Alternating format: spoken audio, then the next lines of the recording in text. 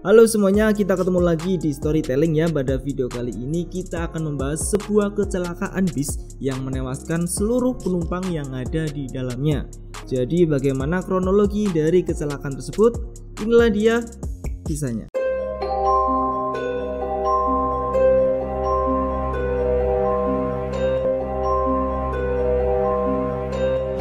Pada tahun 2003, ratusan siswa kelas 2 Sekolah Menengah Kejuruan Yayasan Pembina Generasi Muda atau SMK Yapemda asal Sleman, Yogyakarta sedang melakukan perjalanan pulang setelah melakukan study tour di Bali. Mereka menaiki 3 bis dari AO Transport yang melaju secara beriringan, dan seperti study tour pada umumnya, ketiga bis ini diberi nomor urut 1, 2, dan 3.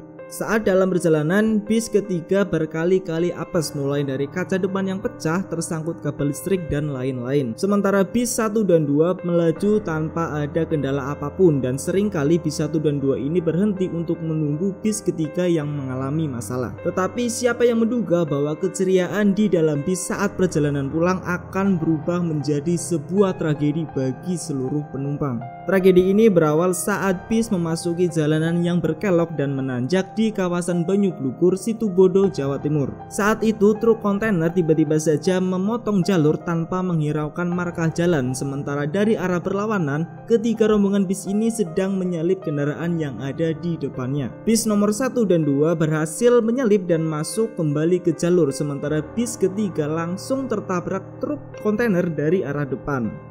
Lalu dari arah belakang ada sebuah truk jenis kol diesel yang langsung menghantam bagian belakang dari bis nahas tersebut. Saat itu tiba-tiba saja truk kontainer memotong jalur tanpa menghiraukan marka jalan, sementara dari arah berlawanan rombongan bis ini juga sedang menyalip kendaraan yang ada di depannya. Bis 1 dan 2 berhasil menyalip dan masuk kembali ke jalur, sementara bis ketiga langsung tertabrak oleh truk kontainer ini. Lalu dari arah belakang ada sebuah truk jenis kol diesel yang langsung menghantam bagian belakang dari bis nahas tersebut. Gak lama setelah tabrakan terjadi, api tiba-tiba saja muncul di bagian depan bis yang diduga api ini berasal dari tangki bahan bakar truk yang bocor. Kobaran api terus membesar sedangkan para penumpang masih berada di dalam bis dengan kondisi yang masih tersadar.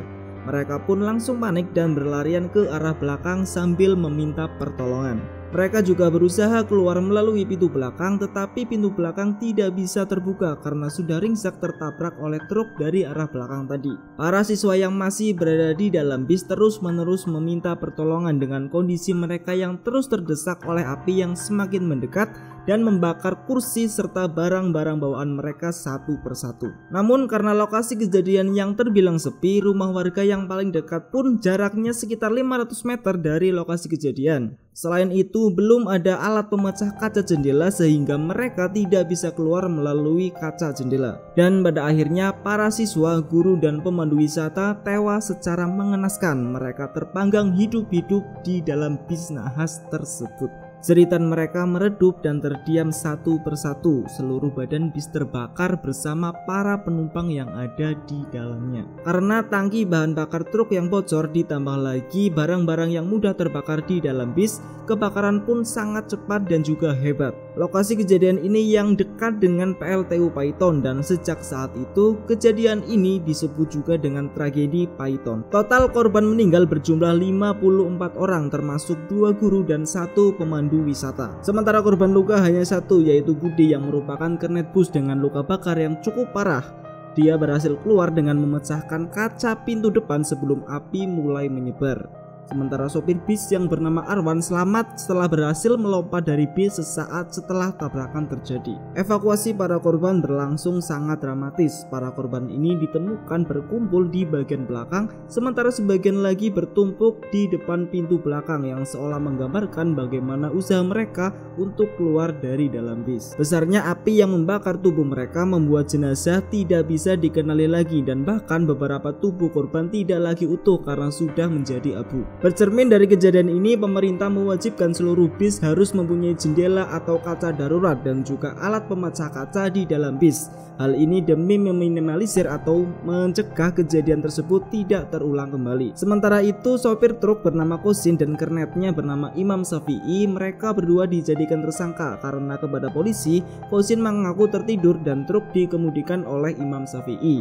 Polisi juga menetapkan Arwan, si sopir bis nahas tersebut, sebagai tersangka karena dituduh tidak maksimal untuk menolong para penumpang. Selain faktor kesalahan manusia, di daerah Banyu Blukur memang sering terjadi kecelakaan karena di kawasan ini merupakan jalur yang berkelok dan naik turun serta penerangan jalan yang cukup minim. Banyaknya jumlah korban dan terbatasnya kapasitas rumah sakit Situbondo saat itu membuat para jenazah korban ini harus diawetkan sehingga tidak membusuk sebelum teridentifikasi. Petugas rumah sakit terpaksa meletakkan jenazah tersebut dengan sekat dan dikelilingi balok es. Jenazah juga diletakkan di lorong-lorong rumah sakit karena keterbatasan ruang jenazah. Setiap mobil jenazah ini ditempeli nomor dan juga foto milik para korban, termasuk 14 korban yang masih belum teridentifikasi. Jadi seperti itu kurang lebih kronologi dari sebuah tragedi yang menewaskan seluruh penumpang. Semoga kejadian seperti ini tidak akan terulang kembali. Baik ya, untuk video kali ini cukup sampai di sini. Kita akan ketemu lagi di video saya selanjutnya, tetap di Storytelling.